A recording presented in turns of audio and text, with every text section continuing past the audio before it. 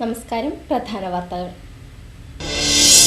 വിവിധ ആവശ്യങ്ങൾ ഉന്നയിച്ച് ബീഡി തൊഴിലാളി യൂണിയൻ ഹൊസ്ദുർഗ് താലൂക്ക് ഓഫീസിലേക്ക് മാർച്ച് നടത്തി.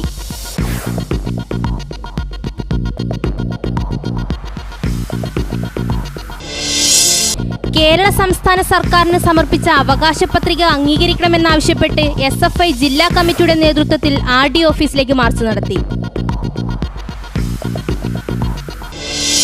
കുളിക്കുന്നതിനിടയിൽ പുഴയിൽ ഒഴുക്കിൽപ്പെട്ട് കാണാതായ വീട്ടമ്മയുടെ മൃതദേഹം കണ്ടെത്തി.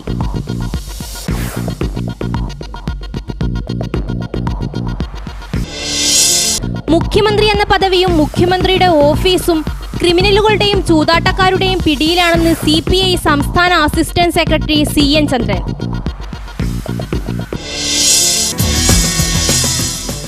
വാർത്തകൾ വിശദമായി. വിവിധ ആവശ്യങ്ങൾ ഉന്നയിച്ച് ബീഡി തൊഴിലാളി യൂണിയൻ CI2വിന്റെ നേതൃത്വത്തിൽ ഹൊസ്ദുർഗ് താലൂക്ക് ഓഫീസിലേക്ക് മാർച്ച് നടത്തി. സംസ്ഥാന പ്രസിഡന്റ് AK നാരായണൻ മാർച്ച് ഉദ്ഘാടനം ചെയ്തു.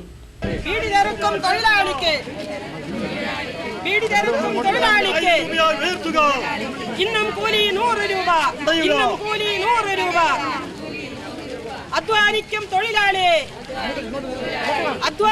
തൊഴിലാളി അവകാശത്തിന് ചോദിക്കുമ്പോൾ മത്സ്യത്തൊഴിലാളികളെ സംബന്ധിച്ച് പറയാറുണ്ട്. അവർ ഓടത്തിലോ ബോട്ടിലോ കടലിലേക്ക് പോയാൽ മീൻ കിട്ടിയില്ലെങ്കിൽ അവർക്ക് വരുമാനമൊന്നും ഉണ്ടാവില്ല. ജോലി ചെയ്താലും കൂലിയില്ല. വീട് തൊഴിലാളികൾ രാവിലെ മുതൽ 5 വരെ വീട് തിരുത്തിയാലും അതിന് കിട്ടുന്ന വേതനം വളരെ തുച്ഛമാണ്. സ്വകാര്യ മേഖലയിലാണെങ്കിൽ കോൺട്രാക്ടർമാരുടെ തട്ടിപ്പും ചൂഷണവും എല്ലാം കഴിച്ചാൽ അവർക്ക് ലഭിക്കുന്നത് തുച്ഛമായ പച്ചക്കൂലി മാത്രമാണ്. ഇതിനൊരു മാറ്റമുണ്ടാവണം എന്ന് ഞങ്ങൾ കേന്ദ്ര സംസ്ഥാന സർക്കാരിനോട് ആവശ്യപ്പെടുകയാണ്. 1000 ബീഡിക്ക് 200 രൂപ മിനിമം കൂലി നിശ്ചയിക്കുക, ആശ്വാസ പെൻഷൻ ഉടൻ വിതരണം ചെയ്യുക, ക്ഷേമനിധി പെൻഷൻ 1000 രൂപയായി വർദ്ധിപ്പിക്കുക എന്നീ ആവശ്യങ്ങൾ ഉന്നയിച്ചാണ് ബീഡി ലേബർ യൂണിയൻ താലൂക്ക് ഓഫീസിലേക്ക് മാർച്ച് നടത്തിയത്.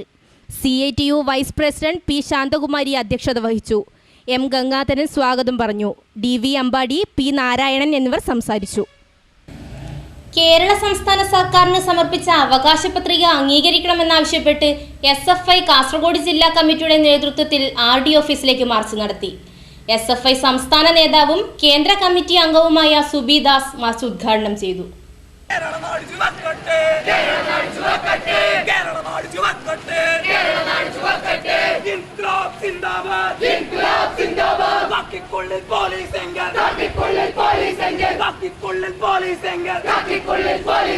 നിയമം ഞങ്ങൾ പാലിക്കും. നിയമം ഞങ്ങൾ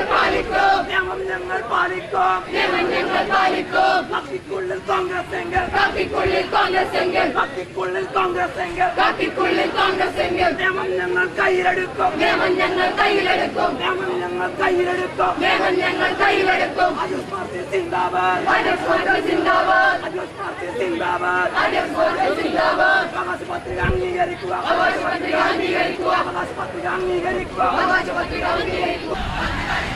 നിലക്കാത്ത പ്രവാഹം പോലെ ഒഴുകിയെത്തുന്ന നദീജല പ്രവാഹം പോലെയാണ് ആയിരക്കണക്കിന് വിദ്യാർത്ഥികളെ അണിനിരത്തിക്കൊണ്ട് ഈ നട്ടല്ലില്ലാത്ത ഉമ്മൻചാണ്ടിയുടെ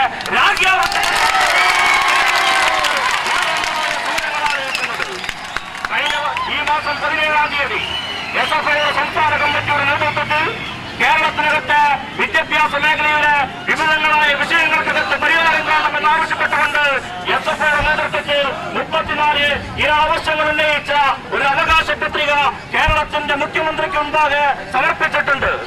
ആ അവകാശ പത്രിക ഈ കേരളത്തിനകത്ത് മുഖ്യമന്ത്രിയും അതുമായി ബന്ധപ്പെട്ട മന്ത്രിമാരുമെല്ലാം പരിശോധിച്ചുകൊണ്ട് ഈ കേരളത്തിന്റെ പൊതുവിദ്യാഭ്യാസത്തെ സംരക്ഷിക്കുന്നതിന് നിലപാടെടുക്കാനുള്ള ആർജവം കാണിക്കണമെന്നാണ് SFI ഈ സമരത്തിന്റെ ഭാഗമായി ഇവിടുത്തെ ഭരണാധികാരികൾക്ക് മുന്നിൽ വെക്കുന്ന മുന്നറിയിപ്പ്.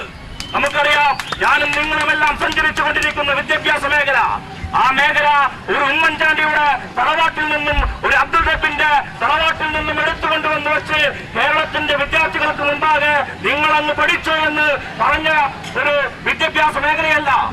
ഞാൻ നേരത്തെ സൂചിപ്പിച്ചതുപോലെ അണമുറിയാത്ത നദീജല പ്രവാഹം പോലെ ഈ സംഘടന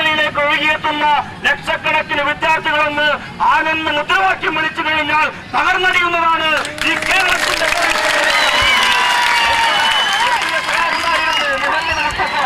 അടിയന്തരാവസ്ഥക്കാലത്ത് സ്വന്തം സംഘടനയിൽ നിന്നും രാജിവെച്ചു കഴിഞ്ഞാൽ നിന്നെ ജീവിതത്തിലേക്ക് തിരിച്ചയക്കാമെന്ന് ഈ കാക്കിയുടപ്പെട്ട ആളുകൾ സദാവ് മുഹമ്മദ് പറഞ്ഞപ്പോ തന്റെ സംഘടനയിൽ നിന്നും രാജിവെക്കൽ മനസ്സില്ല എന്ന് പറഞ്ഞുകൊണ്ട് മരണത്തിനപ്പുറത്താണ് വിജയമെങ്കിൽ ആ വിജയത്തെ കൈയെത്തിപ്പിടിക്കാമെന്ന ഉറച്ച മുദ്രാവാക്യം വിളിച്ചുകൊണ്ടാണ് പ്രിയമുള്ളവരെ മുഹമ്മദ് മുസ്തഫ എന്ന് പറയുന്ന ഒരു കൊടിവീശക്കാരൻ ഈ സ്വാതന്ത്ര്യവും ജനാധിപത്യവും സോഷ്യലിസവും ആലേഖനം ചെയ്ത ഈ സുപ്രപതാകിയും കയ്യിലേന്തിക്കൊണ്ട് അടിയന്തരാവസ്ഥയ്ക്ക് എതിരായിട്ടുള്ള പോരാട്ടങ്ങൾ ഈ കേരളത്തിന്റെ നാടിനകത്ത് സംഘടിപ്പിച്ചത്.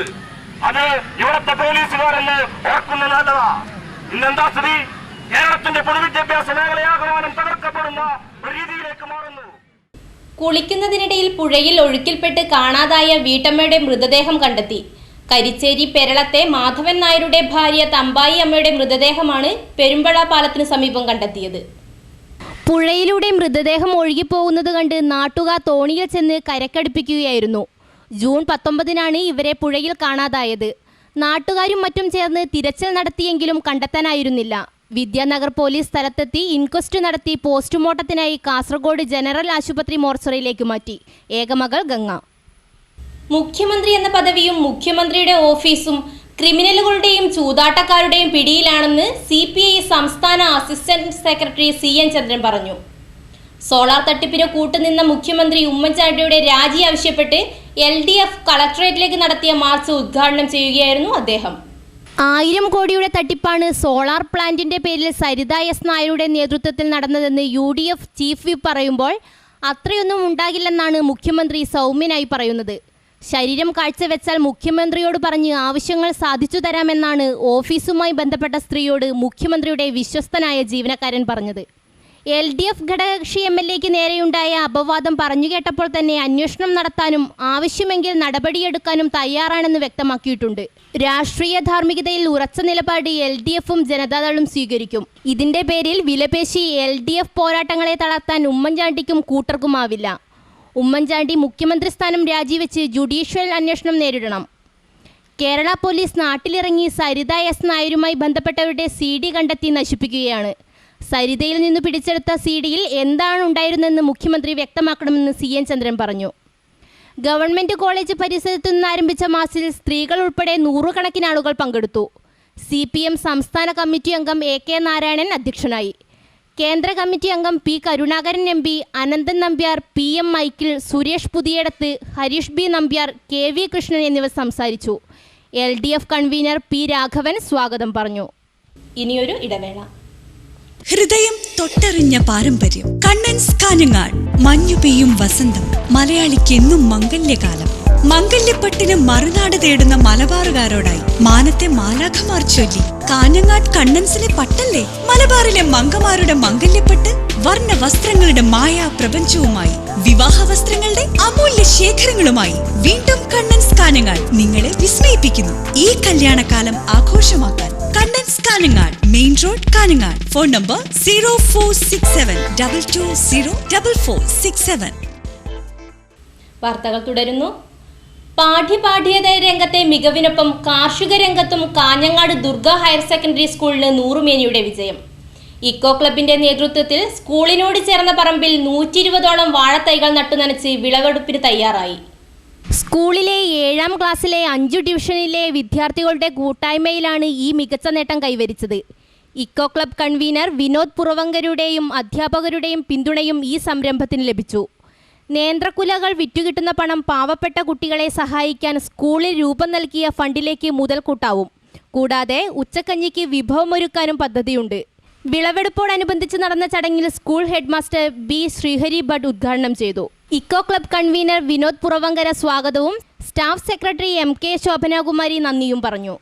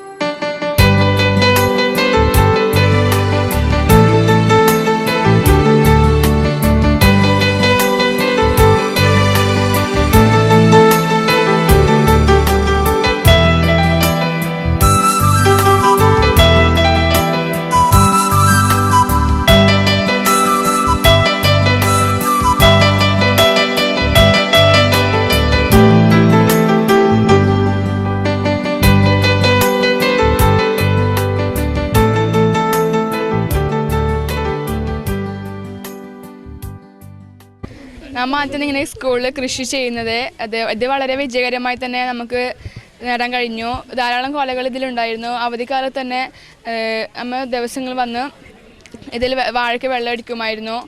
അതുകൊണ്ട് തന്നെ നമുക്ക് ധാരാളം കൊലകളും കിട്ടി. പിന്നെ നമുക്ക് ഈ സ്കൂളിൽ വലിയൊരു പ്രചോദനമായിരുന്നു ഈ വാഴകൃഷി. വീണ്ടും ഇനി ചെയ്യാൻ നമുക്ക് ഉദ്ദേശമുണ്ട്. അതിനെല്ലാവരും സഹകരിക്കുമെന്ന് നാം പ്രതീക്ഷിക്കുന്നു.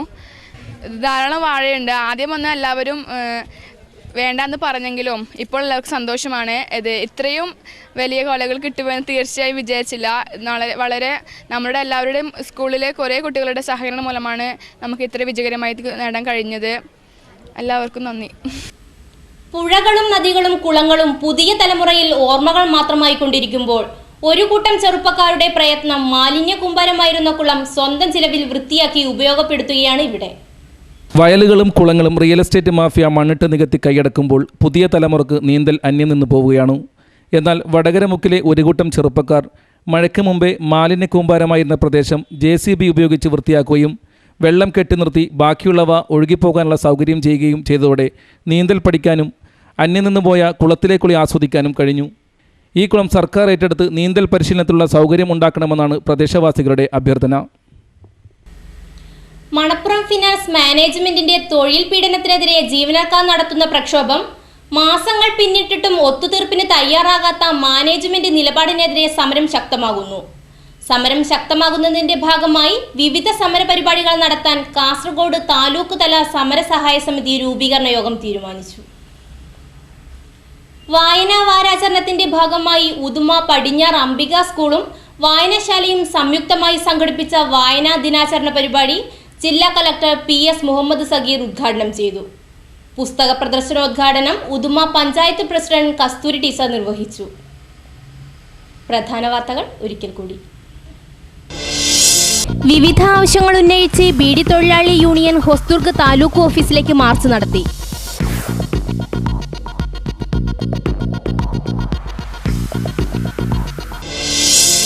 കേരള സംസ്ഥാന സർക്കാരിന് സമർപ്പിച്ച അവകാശ പത്രിക അംഗീകരിക്കണമെന്നാവശ്യപ്പെട്ട് SFI ജില്ലാ കമ്മിറ്റിയുടെ നേതൃത്വത്തിൽ RD ഓഫീസിലേക്ക് മാർച്ച് നടത്തി. കുളിക്കുന്നതിനിടയിൽ പുഴയിൽ ഒഴുക്കിൽപ്പെട്ട് കാണാതായ വീട്ടമ്മയുടെ മൃതദേഹം കണ്ടെത്തി.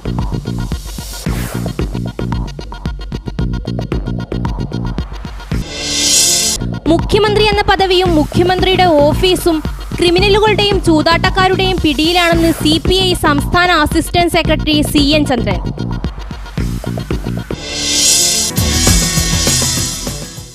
വാർത്തകൾ കഴിഞ്ഞു. നമസ്കാരം.